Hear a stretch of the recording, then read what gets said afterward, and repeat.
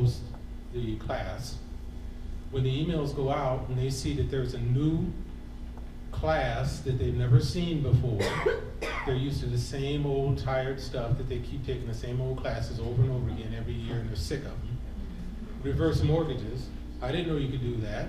I can get 3 credit hours for taking this class. Oh, they killed 2 birds with 1 stone. They get their 3 hours, they get to sit in the class and learn something new, and we do the class for them.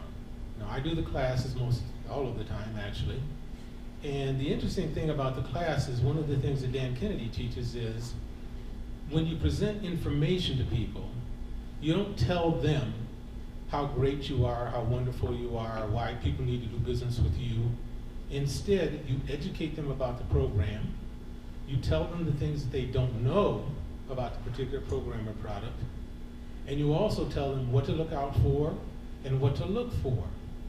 So in my 3 hours with them, we educate them about all of the different things that they need to watch for in the reverse mortgage industry.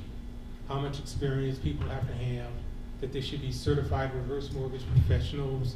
There's a whole litany of things that I talk to them about. The interesting thing is, we are the only company in the state who meets all of those requirements. So sometimes people will say to me, well, Gordon, don't you guys do all of that stuff? Well, why should I do business with anybody but you? And I just look at him and smile.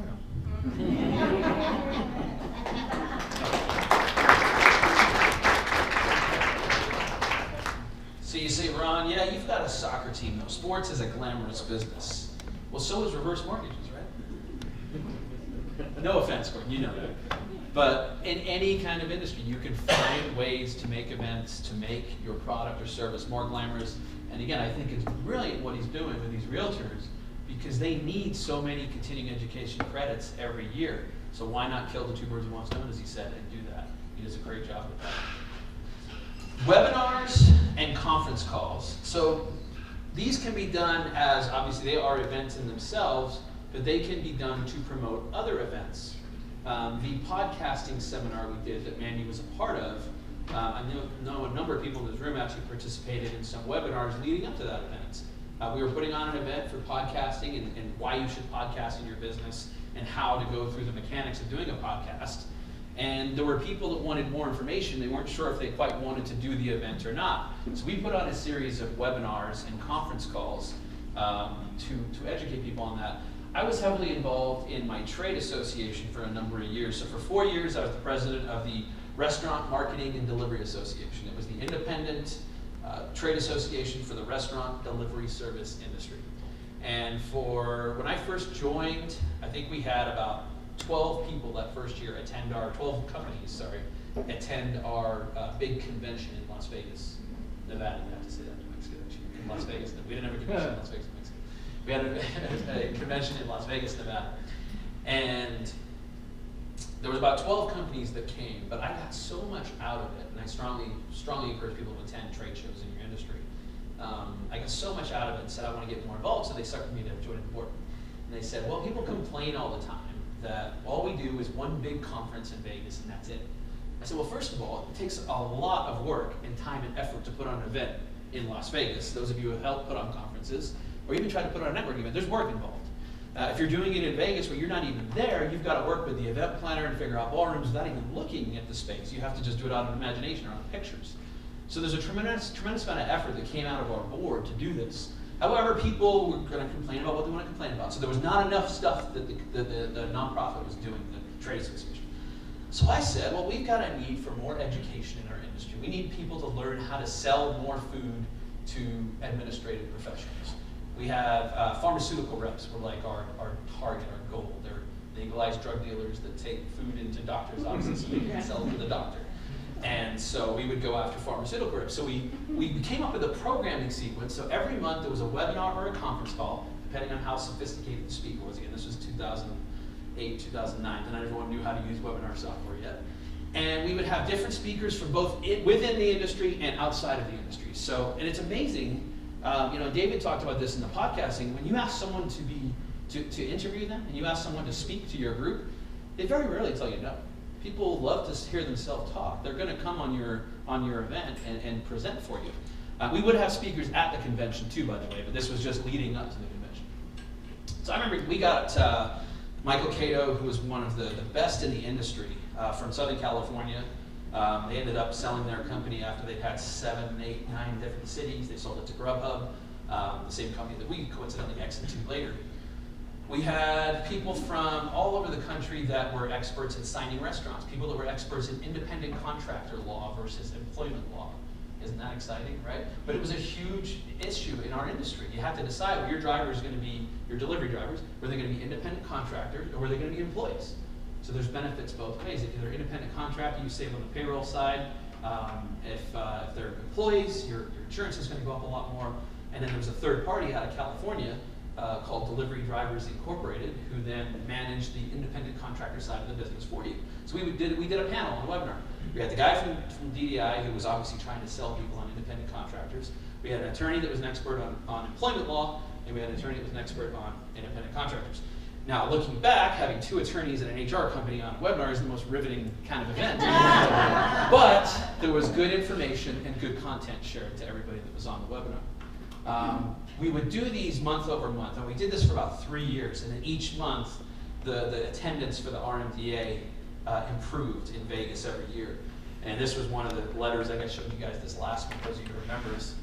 This was a handwritten sales letter that I put on a yellow legal pad and then just photocopied it to make it look like I just did it on the fly. There was a lot of thought put into it. I actually SND'd it, swiped and deployed it from another famous marketer named Bill Glazer. I think we've got a banner with his name on it here somewhere, of a sales letter he did in a menswear store, a 6-page handwritten on a legal pad sales letter for a menswear store. Believe it or not, it works, amazingly successfully. So this was part of the marketing we did. But each month there was content. There was a webinar or a conference call telling people why the organization was valuable to them. Because if you remember, everyone complained that we didn't do anything, and it explained why they should be coming to the conference. We did videos. We sent out a DVD. We sent out this letter. This was a handwritten coupon, $50 off your registration if you redeem by this date or whatever. Call to action. We hit all the main bullet points in the sales letter. Networking events. So I'm going to pull up my good friend Val Romero. And I'm sure most of you know Val already. If you don't, you need to meet her in one of the breaks here today. So Val has continued to impress me for as long as I've known her. And I actually met you through your daughter, I think Sarah. We met at a networking event when I just started my business. And Val runs a group called Women Make a Difference. So I'm going to have Val talk about how she utilizes these types of networking events. Wow. Yeah. I forgot that you and Sarah met playing sand volleyball. We were That's right, it was volleyball. That's right. heavy drinkers then. What do you think's in this? You're like the Blake Shelton of marketing. I think he's drinking on the Voice. I don't know for sure. I prefer the Ron White of marketing. No, we're not talking about that one. I've been doing Women Make a Difference since September of '01, and a monthly networking luncheon, and trying to figure out how I could, monetize that. I'm really strong about not having a membership fee rather, because that's what everybody does. So I was trying to set myself apart, but that has left me without cash flow. So I'm constantly trying to think of ways that I can monetize what I've created, because really I've created a really cool community that's second to none. Many people say it's the best networking event, and they attend it all the time. I get so many kudos, so when I'm really feeling down, I go to my little kudo file and I look at all the nice things people are saying about me. So I kept thinking, I gotta do something with Ron. I invite people to Power Circle all the time. How many people are here at Power Circle because I invited you? Not just today, but eventually.